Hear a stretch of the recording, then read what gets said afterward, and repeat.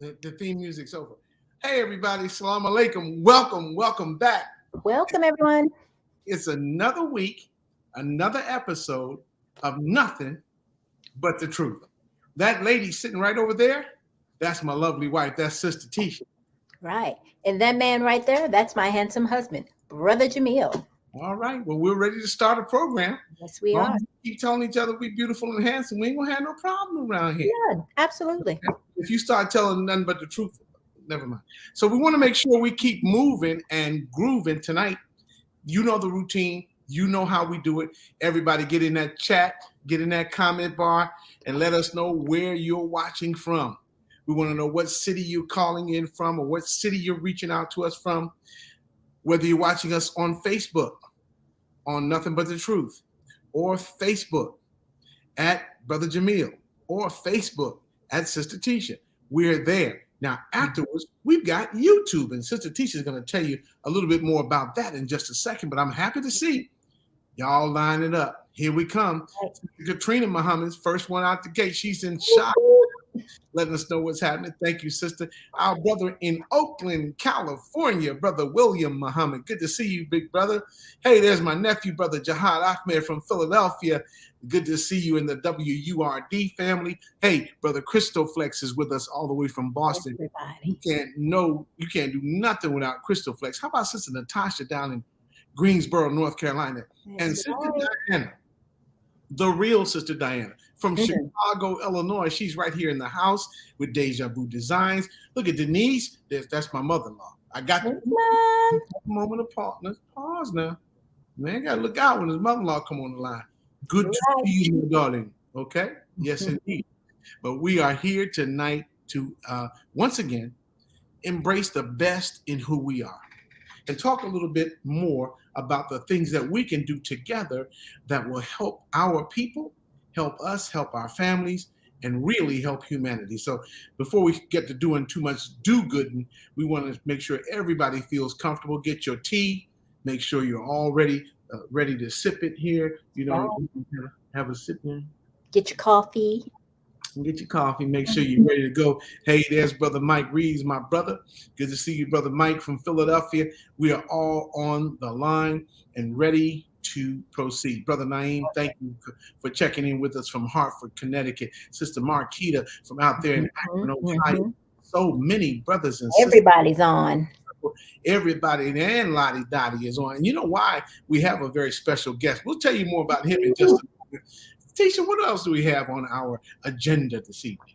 Well, tonight, just a little housekeeping rules. I want to remind everybody to go and like, share, and subscribe on all the social media platforms that you have for us. We have a YouTube page. It's Nothing But the Truth with Brother Jamil and Sister Tisha. And so we want to go over there, and we ask that you go over there and like, share, and subscribe so that we can get the numbers up and move up on this algorithm and reach, more people. Then we want you to go to the Facebook page too with the same name, Nothing But the Truth with Brother Jamil and Sister Tisha. Okay.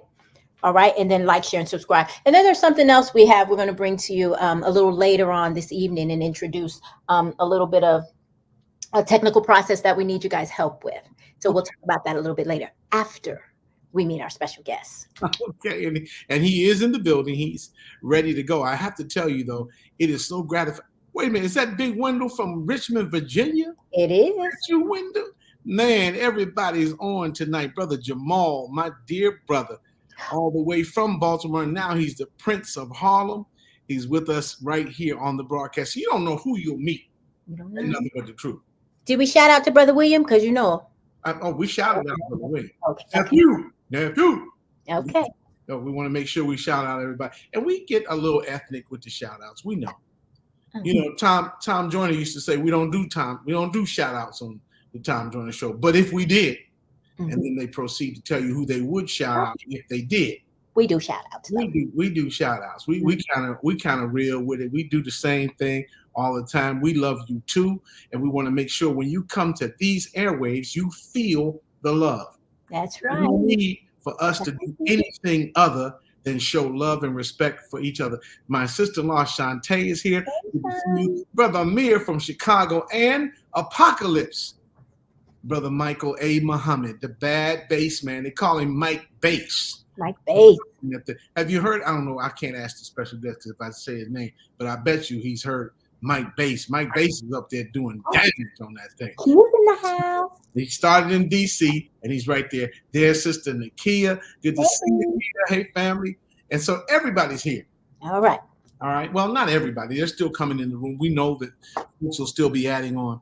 But tonight we have a very, very special guest. And Keisha, if you don't mind, I'd like to get right into it. It's time in the program for us to bring him on. And we want to spend some time talking with him because he's a man who talks about culture. He talks about academics and intellectual prowess. He talks about the spiritual reality of what he does. And he carries himself as a man in a world which seems to be bent on breaking manhood down and destroying it. Yes. This is a man who is a family man, the man who comes from a family of very intelligent people. And we'll tell you a little bit more about him, but I want to just say before we introduce him with a special video introduction, this is our brother. It is. He's a cultural treasure of the Nation of Islam because he, working through the medium of music, helps to tie together people from everywhere. Brother Vernon, Sister Izebe, so good to see all of you coming in, and welcome everybody. Just remember, like, keep commenting, share. And subscribe. And subscribe to YouTube, and that's how we'll do it. Okay? So, brother and sister, let's go to the video. I think you all know who our special guest is, but let's go to the video introduction. I want to tell you about my brother who's actually making his way in the world. Started this when he was 13, so he's true to this. He ain't new to this. Started when he was 13. He was DJ battling before he left out of high school. He saw Run DMC raising hell, and he decided he wanted to raise some hell too. All right. He's our brother, and he's raising the people who've been in hell by God's permission, and he's inspiring us and keeping us in the groove. Let's get that video on. Dave, what you got?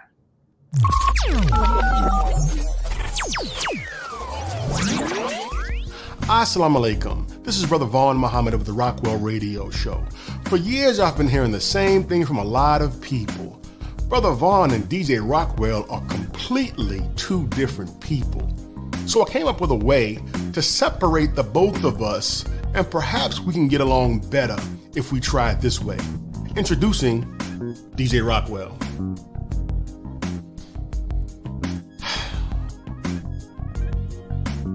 What we're going to try to do is do this together and not get on one another's nerves. Every Saturday at 7 p.m. Eastern Time, check out your brother Vaughn Muhammad and this guy, DJ Rockwell.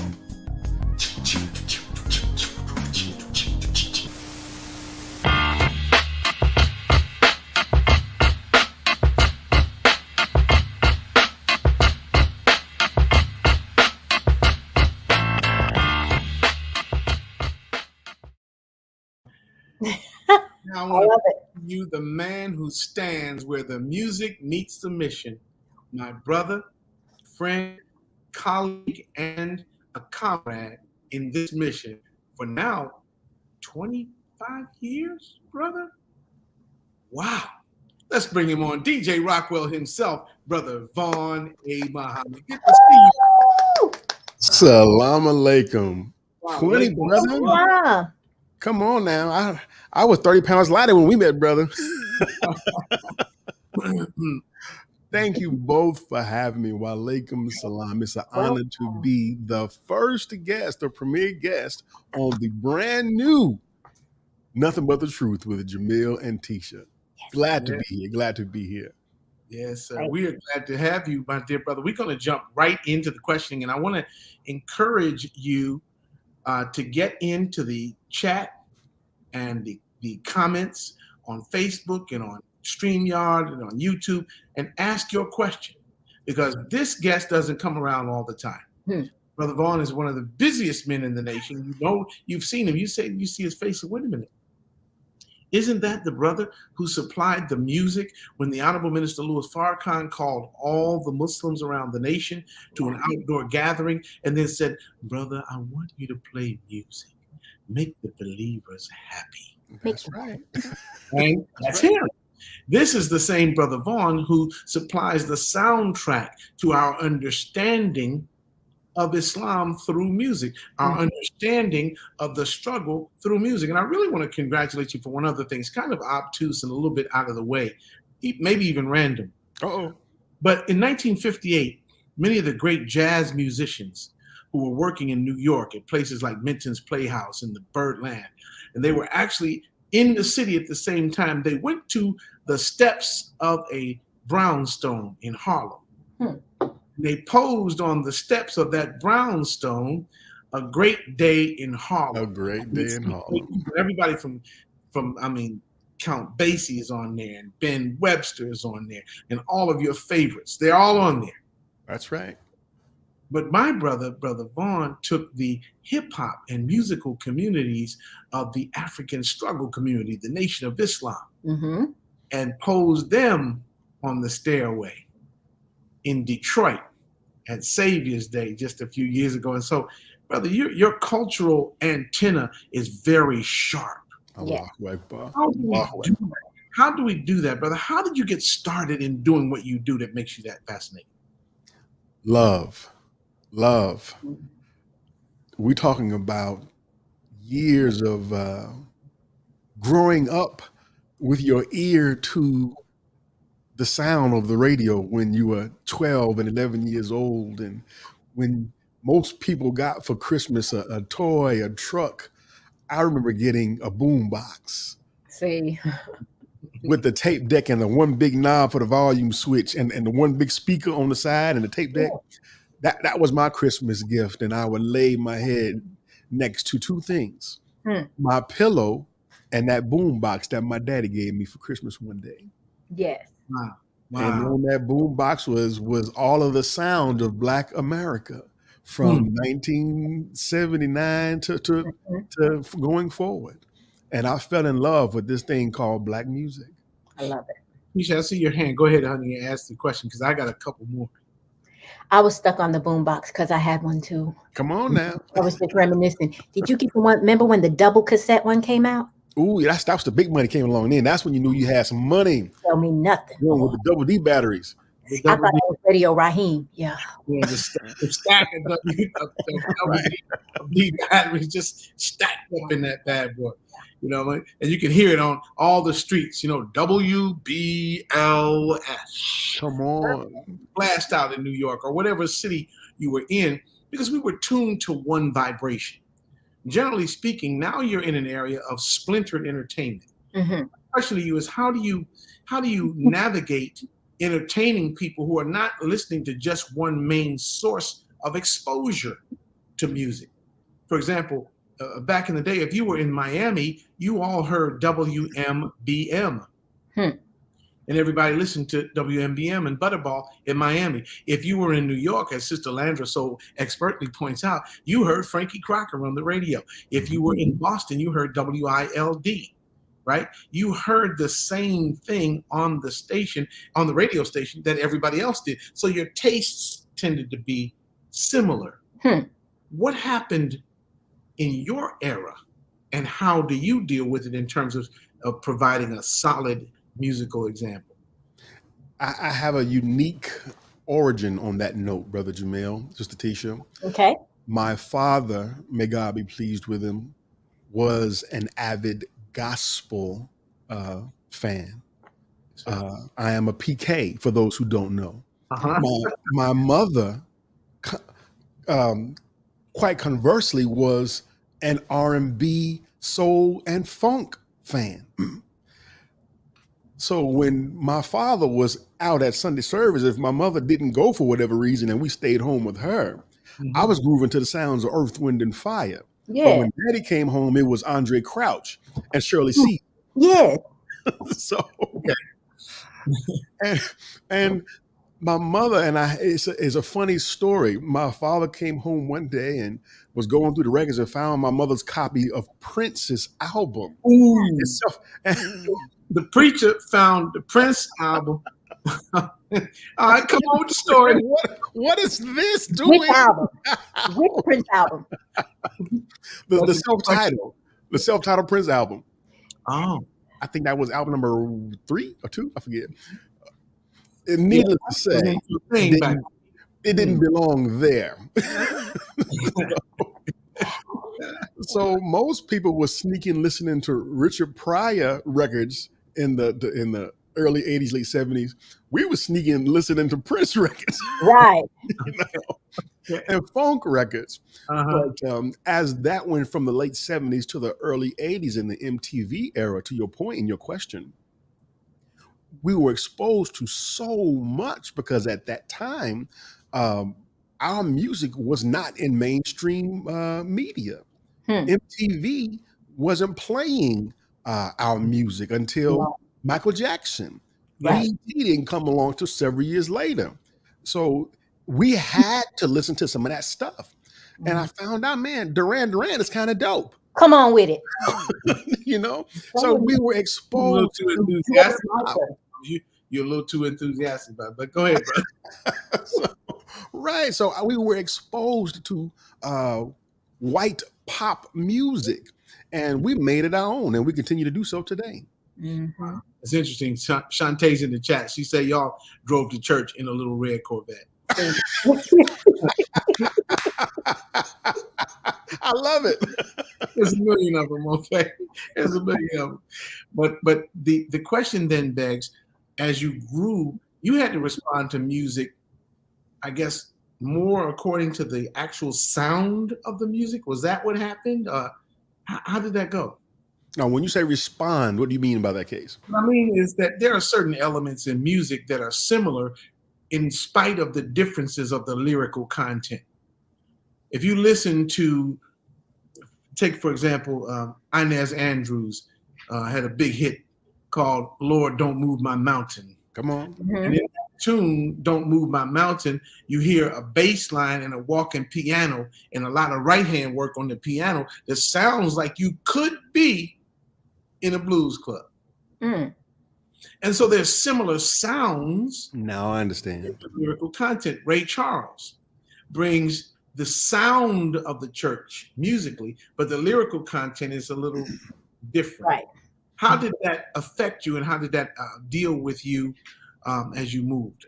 It got, to be quite frank, it got me in trouble once when I was a little boy. I'll never forget, Brother Jamil. I was one day in church. My father was on my right and my mother was on the left, and we were sitting in the front pew. And just as you just said, the band was jamming and the guitar was laying it on and the choir was right in key. Mm-hmm. And we were all in the spirit except me. I was not only in the spirit, I was doing this, popping my finger. Oh, no, you didn't pop your fingers in church. Little did I know that was a no-no. And I caught a right slap to the head coming from this side. Oh. What'd I do? I was just enjoying the music. No, boy, you don't do that in here. My grandmama, Golda Johnson caught me with that same backhand right for popping my fingers in church. She said, "This ain't no darn Roadhouse, boy." I didn't make a distinction. But I made the mistake of popping my fingers in church, and I paid a dear price, like you did. Like you did. And I realized, I can't do that here. Now, this is not the place for that. This is not the place. Wow. And I want to just say this. There's in the chat, our dear sister and scholar from Memphis, Tennessee, Sister Jill Muhammad, she says an interesting conversation about how we code switch musically. Mm. Would you agree with that, Brother Vaughn, Sister Tisha? Absolutely. Because when that Prince record was at home, going off, we related to that as it was. And then when Shirley Caesar came on, yes, sir, we relate to that as it was. Yes. So we knew what to do. When she started singing about the man out in the field, tilling the lawn, tilling the grass. Mm. All right. Did you? I have a question. So I remember in my younger years, in my teenage years, I just loved music. I still love music. It just takes me to a different place. I lose myself in music, but I could sit for hours and just listen to music, just hours, back to back to back, all different kinds.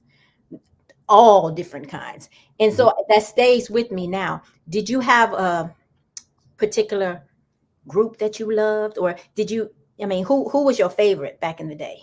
Oh, Who did it wow. for you? Wow. It depends on the era. So obviously, as a man that is 40 years old, Absolutely. I'm a hip hop generation guy. But if we're talking about 79 to 82, Okay. I was in love with R&B. Hmm. I was in love with funk. I was in love with soul, because in St. Louis, there was a station in East St. Louis that kept those ESL. songs. WESL. That one. That's the one. Yeah. That one. I want to shout out, being that today is National DJ's Day. Mhm. I want to shout out the jock that changed our lives, Huh. that made radio sing. We are talking about the jock of all jocks, Super Jock. Come on. My God. At that time, this brother used to have a show, and he would have rappers call into the show and rhyme Huh. over the phone. Yes. It was in the earliest days of hip hop, rapping over funk break beats. And my life was changed ever since. Wow. Wow. Do you have any go-to break beats that you still throw down when you're on a turntable right now? Ooh, now you talking my language, brother Jamil. That's what we're here for, brother. You talking my language. Which is it? Which one? I don't know. I'm hoping I'm gonna ask your audience to go with me here. All right. Because when we talk about break beats, again, we're talking about those same era, them from Stax, that era, Memphis Soul, that era. We're talking about James Brown on the King label era. We're talking about break beats and the most famous one being, of course, the Funky Drummer. That record will never die. From the album of the same name, The James Brown, the Funky Drummer. The breakbeat known as Substitution never gets old. Really, really. And I'm shouting these names. I don't know if they'll know these artists or these song titles. Brother. This is the most knowledgeable audience in all of media. Come on now. I don't want to underestimate them. Come on now, because I'm sure they know some breaks that I don't know. But this is the conversation that I love, that I can talk about all day. When the pandemic started, I was doing online DJ sets, and I called it Beats and Breaks. And I did an hour set only composed of those old breaks. And that's the first time I heard you. And I think I was all over my kitchen, sliding all over the kitchen. I mean, I was tired when I was finished, but I was hyped. Yeah. I was like, who is this brother? Tanya told me about you. That's my love, y'all. That's my love. Yeah, I was hyped. Wow, amazing. So breaks and beats. You talked about the Funky Drum, and I hope I don't become obtuse. Tisha, help me. Don't let me get off track or anything. But when you have, DJ Rockwell right here in front of you, when you're talking to Vaughn A. Muhammad, you got to ask certain questions. Look at Sean. She's going to watch Break It after the show. Okay, whatever. But here's the question, brother. Well, breaking one or two, which one? Right? Boogaloo shrimp. Right. Tougher than leather, all that. But my question is, when you consider the older break beats, like there are certain break beats that may have eras on them, but I don't know if they're classic. What's my man's name? Herman Kelly in Life. Dance to the drummer's beat. Okay, that's something that you do. What about Simande, Bra? I got them all. With that bottom in it, that heavy duty fuzzy bass down there. It's just I don't know. in Apocalypse, you're gonna love that one. That Simande is just really something. Really something. Simande. And so yeah, but you became a real aficionado and a real expert on these wheels. Like you're not playing. This is what you do. Have you ever doubted? Yeah, I know it's there. Right. Have you ever doubted your music? That's the first question. And the second, when you got it confirmed, what did Minister Farrakhan say to you? Are we getting in your business?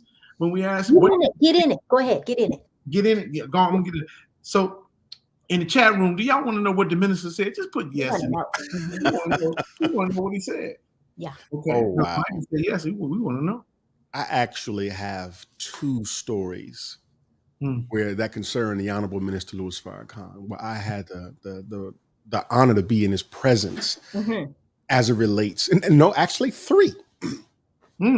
He's showing out. With the third story being our beautiful mother, Khadijah. Oh, yes. I'll start with that one. Okay. I'll start with that one. I was once afforded the opportunity, Brother Jamil, Sister Tisha, to get a call from our big brother, Brother Minister Akbar Muhammad, who has family here in the Georgia area. Yes. And they were doing an outdoor function and said, hey, I got the call from someone and said, hey, brother, I want you to come out to the house and play some records for his family. And so I packed up and I went. I got there and I'm seeing the beautiful Muslims come with their draped robes and the brothers in the ties and having a great time. And all of a sudden I see this motorcade pull up and I see our beloved mother Khadijah get out of the car and start walking towards the backyard where we were playing. And she gets right up to me. And at this moment, I'll never forget it. I'm playing, what's my brother's name? Barry White. Right on. And Mama stopped and looked at me like, and she mouthed to me, what you know about that? And she nodded her head. And she had a cane, but she nodded her head and went and sat down. Yes, sir. I walked off talking about, that's my jam. I'll never forget that day playing Barry and to see her smile. Wow. And now let me get to the two stories regarding our beautiful, beautiful, beautiful minister. Okay. We were once, we were in North Carolina at the Holy Day of Atonement, which was that year in North Carolina. And we were at the park. And just like the previous story, motorcade pulls up and I'm in full tilt jamming. Yeah. 2012, jamming, Brother Jamil. I remember that day. Oh my God. We were pushing it to the limit in terms of volume. And I'm thinking, oh, I better turn it down, you know? And then the team walked up and said, well, give me your mic. The minister want to say something. So I passed my microphone to one of the members of the E-team and they passed to the minister. He turned around, looked at me and looked at the audience and he gave us all the greetings and let us know how much he loved us and wanted us to have a good time. And he again just said, brother, you keep on playing and you give it to him. He said it just encouraged me to keep entertaining the people and have a good time. Yeah. And I'll never forget and how that ties to the last story. Okay. We think that the Muslims don't be having a good time, Brother Jamil, Statisha. The Muslims get it in. Yes, they do. Yes, sir. We were in Detroit. Excuse me. We were in Detroit at a Savior's Day. Yes. And what made this particular time so unusual is it was Sunday. The minister had delivered the keynote, but there was a social function after the keynote address. Okay. That was unusual, but they called me and I came to play. And I did what I do. Room full of people. Yes. Packed. And there's various artists across the nation who were performing. And I get another walk up, tap on the shoulder. I'm trying to, and I'm, how we do with DJ. We can't, don't disturb. But I looked over again, one of the E-team members, brother, the minister might come in here, be ready. Uh-huh. Here after the man. Brother Jamil, I'll be honest. I didn't believe him. Mm-hmm. I didn't believe him. So I go back to playing. Mm-hmm. I'm rocking and rolling. The crowd is just going off. And out of the corner of my eye, to where I was set up at, were the double doors that opened up coming into where we were playing at. And I see this, it was like an ocean of people moving towards me. Uh-huh. So at this point, I have to turn to see what is this big movement. And I just saw a crowd of people. Mm-hmm. And as soon as they got close to me, that crowd opened up and I could see the Honorable Louis Farrakhan being pushed on a wheelchair. Yes. Right up to where I was standing. Because Yes. I was standing, the door was here and the stage was here. Ran by me, he looked, got up out of his wheelchair, walked on stage. And I had the privilege and pleasure to say the words that I never get a chance to say. Okay, what? Brothers and sisters, Yes. the Honorable Minister Louis Farrakhan.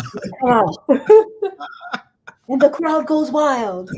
Nobody could believe it. Mm-hmm. And again, passing the microphone. And the crowd is in shock. Right. And the minister said these words. These were his exact words. I heard y'all was down here partying. I wanted to come and party with you.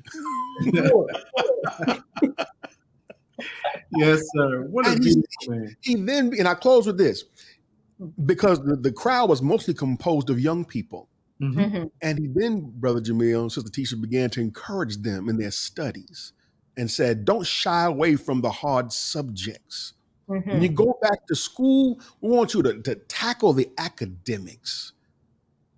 And then he turned around and looked at, of course, I'm speaking brevity here, but he looked at me and said, DJ, me, Yeah. Mm-hmm.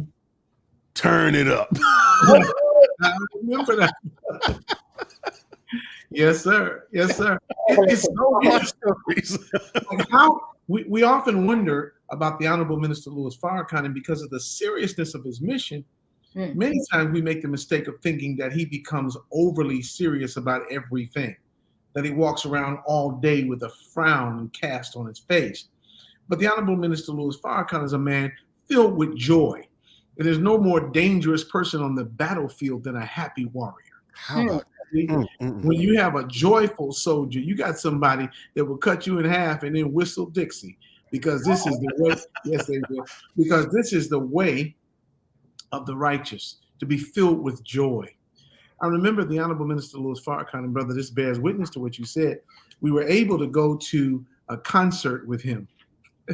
And you're right, Brother Michael. He loves to see you in your zone doing what you do. Mm-hmm. But I remember going to a concert. We had to prepare the security for a concert, and the E-team was off work that day. So there were two of us sitting at the dinner table, both working in the ministry, myself and Minister Richard at that time, who was in Cleveland, Ohio. And Brother Akbar, Minister Farrakhan, turned and said, Brother Akbar, I think I want to go to the concert tonight. Akbar said, well, the E-team is off. He said, I'm still going to the concert. Yeah. Hello? So Brother Akbar looks around the table. He says, Brother Jamil, come on. And so I have to leave, get up from the table, hearing the fine hadith and table talks of the minister. I got to go. So I say, Brother Richard, come on with me. When we got in the car, Richard let me have it all the way down to the venue. How you going to pull me up from the Savior's table to go somewhere with you?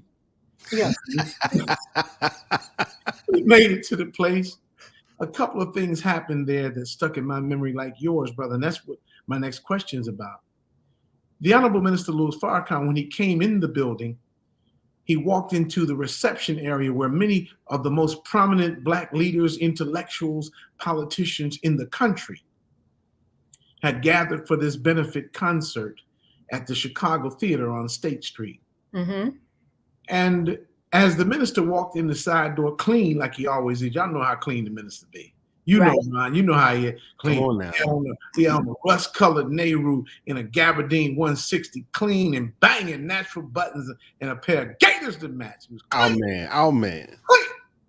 Stepped in the side door, and the people who were talking with all these luminaries saw him come into the door, and there was a massive influx of people toward him. Okay. They literally walked away from whoever else they were talking with and walked over to the minister. Myself and Brother Richard did the best we could. We had checked all the people. We did everything we could. The minister was there. People were striving to touch him. And one young woman said, if I could just touch the hem of his garment. Come on. She wasn't playing. She wasn't reciting no scripture. Now, she was sick and had been crying tears. And she walked over and she said, Brother Minister, can you touch the hem of your garment? I know I'll be all right. The minister opened his arms to her. Right? Just opened his arms. Just opened his arms. And she came over and laid her head on his chest. He didn't say a word, neither did she. She cried, he held her. Seemed like it could have been 20 or 25 seconds. But then I heard what the universal symbol of, okay, I'm about to stand up. You know what that is, right? When you hear. Right. She sniffed, and she stood up. And the minister held his hand behind her neck and said, it's going to be all right, sister. Oh. I watched Jesus do music. Yeah. I watched him do love. I watched him do healing. I watched him do resuscitation. Now, we don't be preaching on nothing but the truth, but I got to tell you what I saw. Bear witness. We went into the auditorium, and the headliners was Roberta Flack and Frankie Beverly. Oh, yes. And Mays. Roberta Flack comes out, and she comes out and sees the minister in the audience. She says, tell the band, wait, stop. This is a command performance. Wow. There's the Honorable Minister Louis Farrakhan. She bowed deeply at the waist. And when she came up, she tore that stage up. Yes. And Roberta Flack is a cool performer. You know, she's cool, but she tore that stage up that day. Come on now. Frankie Beverly and Mays came out. And if you black on here, you never heard Frankie Beverly and Mays, go on, leave. You've never been to a barbecue. You've never been to a barbecue. And you can't get into a barbecue over our house if you don't know Frankie Beverly and Mays. We blocking you. You better come in a white linen suit. Yeah, with the thick and thin socks. Well, no, you can leave those off. But Okay. you have to have Yeah. Okay. Brother William always told me the thick and thins. He liked the thick and thins, so we buy them together. But I remember, Brother Vaughn, when Frankie Beverly came on stage and we all enjoying it. The minister, he does, Brother Michael. We're sitting there, and the ministers, and it's just wild to look over and see the minister saying, "Joy and pain, come on, sunshine and rain." He's our brother. Yes. He loves us and feels us, and that's what happens in your music, Brother DJ Rockwell, Brother Vaughn. Your music brings out the spirit of loving kindness. Allahu Brings out the spirit of possibility and potential. Like when you leave his set, I know you were tired that day in the kitchen, honey, but after you heard breaks and beats, did you feel good? Your spirit felt good. I was so hyped. Wait, and then he was supposed to come back the next week, and something happened, and you remember that you didn't get to do the next show. Disappointment. I was like, how's he gonna do one show and then not come back? And Tanya was like, I don't know, but he'll be back. I was hot for real. I was like, he'll be back. That era was so fun, and people were like you just said, what happened? Eventually, what happened, Sister Teaser and Brother Jamil, Facebook cracked down on everybody that was performing, and they call those performances of copyrighted music over their airwaves, and they didn't have a license, so they were getting sued left and right by all of these publishing companies. So they said, okay, play another record again. Well, that one session we got in was all of that. Okay. Yeah. It was working. Let's ask him this, Tisha. What do you think? Brother Vaughn, can you spin something for us right now that's legal? I mean, can you hit us with a hit? I mean, Let me tell you my all-time favorite. I tell you, she's gonna ask you. Stuck in the 80s. Everybody knows that. I am waiting now patiently for the Jerry curl to come back. All the styles will come back, but that one won't return, and I don't know why. I'm waiting. I can't wait. My headpiece gonna be so greasy, but I just The Jerry curl investors are waiting right now. I'm waiting. But my favorite, the song I lose it on every time from the 80s is Run DMC, Peter Piper. I don't know why. Oh, come on. That's like the DJ's anthem right there. It's because Peter Piper picked peppers and run rock rhymes. That's why. That one does it for me. Yeah. In high school, my all-time favorite was Kwame. You remember Only You? You like the Boy Wonder, huh? In my graduation picture, my hair, my Jerry curl was standing straight up, and I had a gold streak right here. A gold Stop playing. I did. Then I went through the phase where, salt and pepper, I had to give it to him. My Jerry curl, I think I had a Jerry curl most of my life. But y'all getting an exclusive right now on Nothing But the Truth. So you're going a lot further than you really need to go. And you don't. T. Farrell said the pillowcase killer. No, I kept my curl back. Don't play, because it had to be just nice and juicy. Neck just a little shiny, just a little bit. Not a little bit.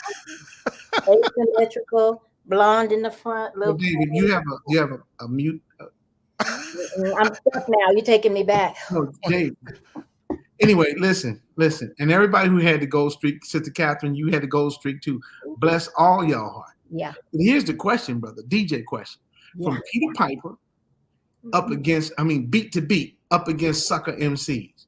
How do you do that? Oh my God. That's a hard one, right? That is a difficult task. I'd have to go Peter Piper. Me too. I'm with you. I'm gonna tell you why. Is it the bells? The bells. You can't talk about Peter Piper and not talk about the bells. Okay. From the classic record Carnival by Bob James. That today I can just play the Bob James break and people will go wild, just like it was Peter Piper. Do it. I'm just saying, while we got some time, while y'all want to hear brother spin a little something, just go and put it in the chat. Go, just spin it. Put yes. Yes, y'all. Hot bun on the popcorn. Not yes, y'all. Toast, to the beat, every ball. I sure wish I was ready. I tell you what people can do. What can people do? People can go to soundcloud.com/DJ Rockwell to hear my mixes. Ooh, I'm going. One more time, brother. Go to soundcloud.com/DJ Rockwell. But somebody put that in the chat, please. SoundCloud/DJ Rockwell. SoundCloud.com. And I tell you what they'll hear there. And this is one of the big things that I can't come on Nothing But the Truth and not tell me this. Exactly. The Mardi Gras. It was his name of the break beat. Yeah. Not Carnival, pardon me. What I love to do, I am a big supporter of conscious hip hop music. And there are so many artists around the nation that are talented, that are absolutely hungry, and that are passionate about using this tool, Brother Jamil, called hip hop to reach our people. So every year for the last almost 5 years, I have put out a mixtape with all of their music in one place where you can go and hear their music. So if you go to soundcloud.com/DJ Rockwell, you can hear some of the best NOI hip hop artists that the nation has to offer. Right. Shout out to Apocalypse, Mike Money Bass. Oh man, the list goes. Shout out to Stress Free. Shout out to Greco. Shout out to artists like Problem 13. Shout out to artists like Heck of a Mecca. Shout out to artists like Hashim Hakeem. The list goes on and on and on. So many that are brimming.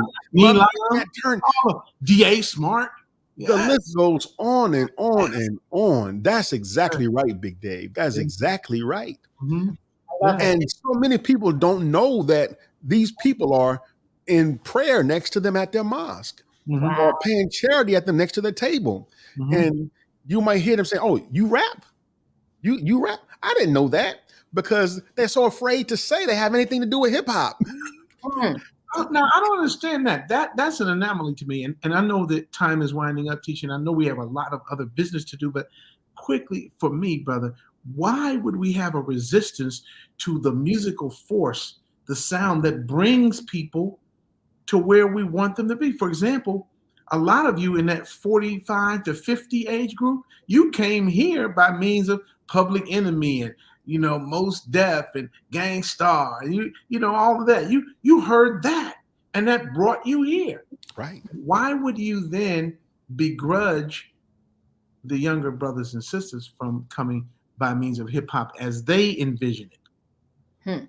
It's not our generation anymore. And I don't want to use this as an opportunity to browbeat the current generation. Right. But I do want to be clear that it's no secret that the message has changed. Okay. The messaging has changed. The imagery has changed.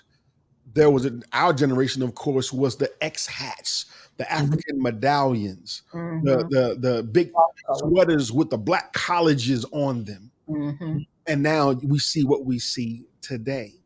There was I don't have to tell you all your listening audience, your watching audience who are in that age group that you just mentioned, the split is clear. So now when people think of hip hop or rap, in fact, they don't even use the term hip hop to define it anymore.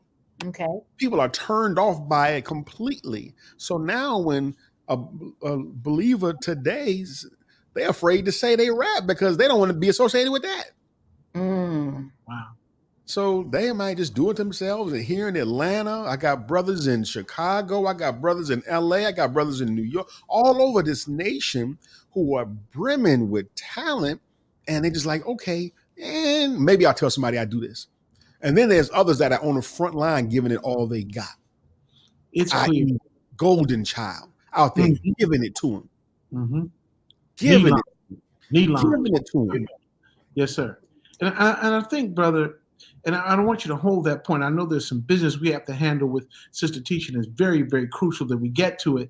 But I want you to stay with us, Brother Vaughn, because after we handle the business, I want to come back and ask you something that's going to tie you in with what we can do and how we can continue to spread this word among ourselves and among our neighbors and families and friends in our particular cities. Everybody in the chat, still let us know where you're calling from, viewing from, watching from. If you haven't already done so, please do that. Before we go to our break, thank you, Brother Michael, for bringing up the sinister Mr. Black, Brother Herman Muhammad. Long live Herman Muhammad. We have not heard that. That's Nation of Islam hip hop. There's a lion. He's asleep. I wonder who will wake him. I mean, just trust me. There's good music everywhere. Good music didn't stop at the end of John Coltrane's career. Come on now. Music didn't stop at the end of Miles Davis's productivity or at the end of the Duke Ellington band. No, good music continues to this day. We may not be able to find good music. Doesn't walk up to you and just say "wham." Trying to be funny. It does. Okay. But George Michael is good music. Wake me up. What is really going on here? He doesn't like you. We'll be right back with more from Brother DJ Rockwell, our Brother Vaughn Muhammad, in just a moment. Sister Tisha, take it away. Let's go to work. I'm stuck. That's that George Michael. Shantanya, where are you? I need backup. Okay. Assalamu alaikum, everyone. I hope that you're enjoying the podcast so far. So I want to come to you and ask for help from the believers because we need help building the platform. We want to make this the best that we can be. So we need some equipment to help us grow and make the little, the little sound effects and things like that. Just we want to have the proper equipment. And so I'm going to appeal, me and Brother Jamil are going to appeal to you guys for your help. There is a piece of equipment that we need called a roadcaster. And a roadcaster is something, like I said, that will allow us to play the music and just take the show to the next level, because we want to always present ourselves as the best. So I have a screenshot of this piece of equipment that we're trying to get. And we're asking for donations of love from the listening audience. This roadcaster is $5.99. We're asking for 8 people to donate $74.88 each to our Cash App at $BrotherWorks. And then if 8 people donate that, we'll have enough to purchase the roadcaster. And then we can start taking the stream, our platform, to the next level. And remember, what we're doing is for all of us. So when you come on, when we bring you on under our segment of I Bet You Didn't Know, remember the Bet You Didn't Know segment that we talked about last week? That's where we highlight different people in the community and what they're doing in their areas. We're going to be able to make it look so zesty when we have it go through the roadcaster. Zesty. It's so zesty. If it's not zesty, don't come with it, okay? With the roadcaster, we'll also need a special microphone. So there's a screen shot for that. I want to show you that real quick. Will that microphone make me sound like Luther? No, that's the other microphone that I declined. We don't want that one. We want this one, $59. So a donation of $59 would take care of that. And then there's a microphone stand that it goes on. Let me show you the screenshot of that. Right here. No, that's me. Right here. That stand is $29.95. Right. And then one last thing is just the cables to hook it up with. Okay. $9.85. So these are the items that we're asking for help with to help take the show to the next level. Okay.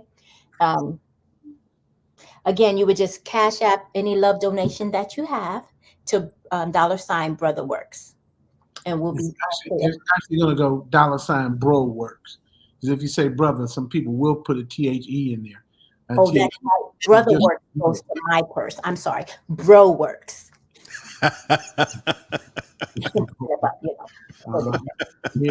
Yeah, I got you. Right. This is so fun. Yeah, it's great. And I really thank everybody. Look, here, Kia says, I got the stand, I got the cables. Shantae says it'll be in, and it looks green and orange. That looks like the Rattler colors. Sending you a mic from Florida A&M University in Tallahassee. All right. Sister Amina, thank you for coming by and enjoying the show. Brother James, my brother from Cincinnati. Brother James, always good to see you. One of the stalwart soldiers in the great city, Mosque number 5 in Cincinnati. So I love it. Everyone, please don't forget to inbox or put in the comments if you're interested in being in the segment that we are developing called I Bet You Didn't Know. Because again, remember, this platform is for all of us. This is good, clean, wholesome fun. We're all going to grow together.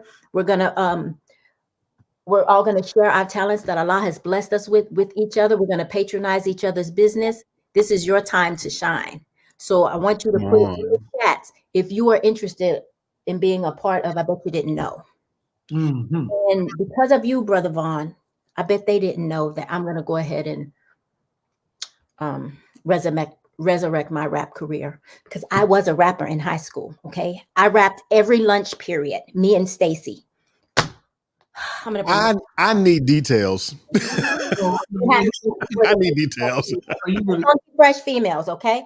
We were the first ones at school with our true high tops. Fresh females. Yeah, I'm gonna do it. I'm bringing it back out. I was T Love. She was Classy T. Don't tell nobody about. don't.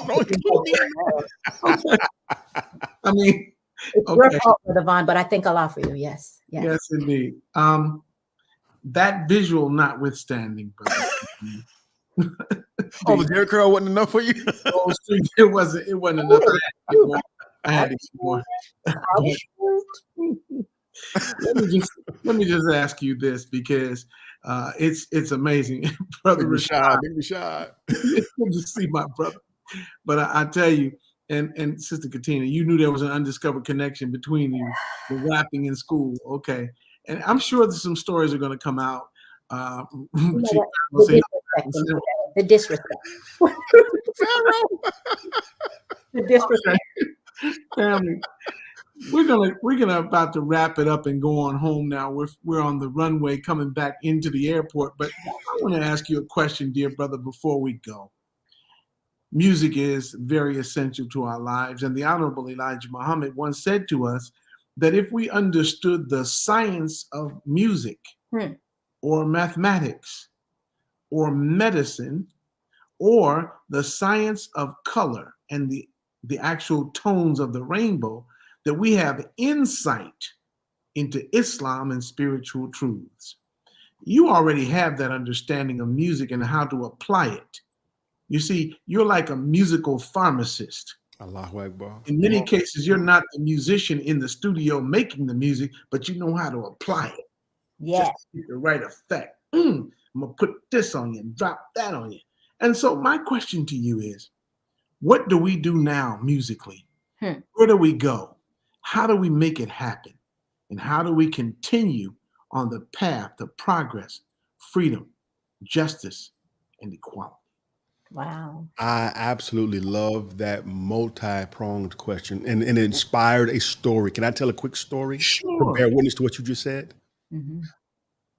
In the beginning of my DJ career, me and my mentor, whose name was DJ Pepe, who has since passed on, may Allah be pleased with him, would take me under his wing to open at a club called Club Hollywood in East St. Louis.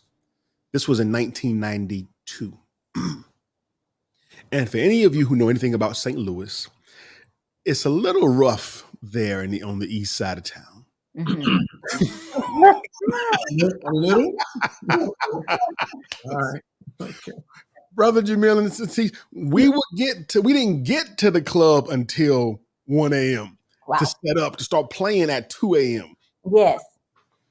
And if it wasn't a fight, it was a good night. Okay. And I want to talk about what I learned about the power of this medium called music. It is not a lightweight medium. Okay. I will never, ever forget. Now, this is in the late 80s, early 90s, when in St. Louis, gang violence was a real thing. Okay. And I will never forget, I was the opening DJ and Pepe was the closing DJ. Okay. I reached to play a particular record. I reached and pulled out and put on the turntable a Spice One song. And before I could drop the needle, he touched my shoulder and said, "Are you trying to get a shot?" Oh. He said, "Don't play that record here." Hmm. And I thought he was joking. I looked at him, he was Right. It's just a song. Little did we know then, or that I understand then, that what these rappers was saying would encourage these cats to fight on the spot. Yes. If I played a gang affiliated record, you was going to cause a fight. And I didn't understand. How did a record cause these dudes on the dance floor want to hit each other in the mouth? That didn't come to fight. Another record at that time that bear witness to this story was, and we couldn't play this depending upon where we were, was Ice-T's Colors. Oh. As soon as you dropped that record and that bass line started, you started seeing gang signs getting thrown up in the crowd. Colors. And depending upon what set where you was playing at, take that record off because you about to start some drama. Stop. Right. This thing we call music is everything brother just said and more. It is a mineral. And I heard Chuck D say this. It's a mineral. It is a natural resource. What we are playing with here is the ability, and as us, and I'm gonna say this for National DJs Day, us as DJs have the ability to set tone, set mood Yeah. and literally control the mood and vibe and feel of a room by the records we play. Hmm. I always like to call it a roller coaster. I'm going to take you on a roller coaster on your memory of your emotions by the records I play. Mm. It's truly a science to what we do.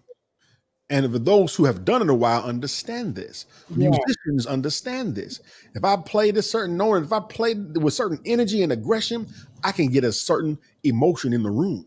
Yes. Same thing with the records that we play in the order that we play them.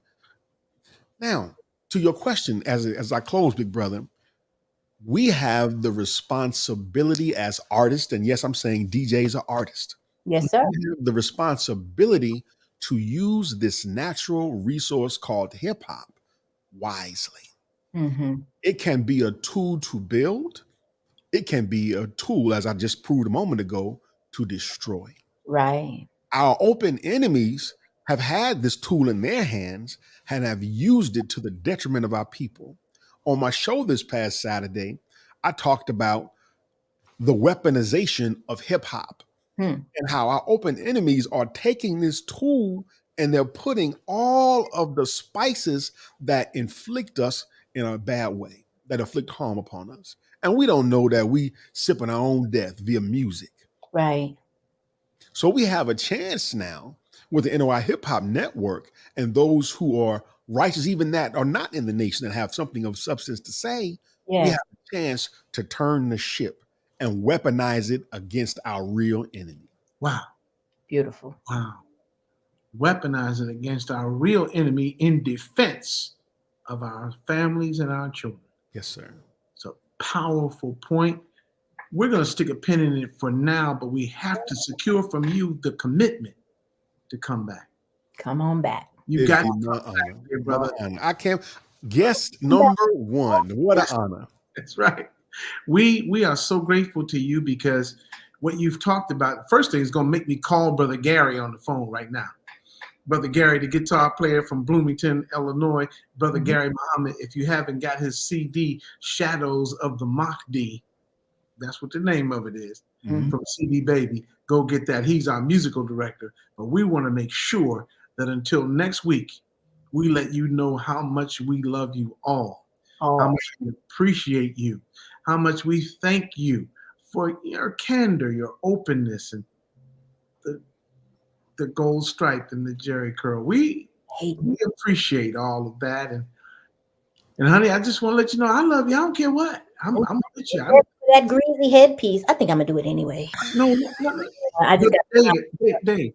Thank you, everybody, for tuning in. As always, this has been nothing but the truth. Congratulations, y'all. Peace.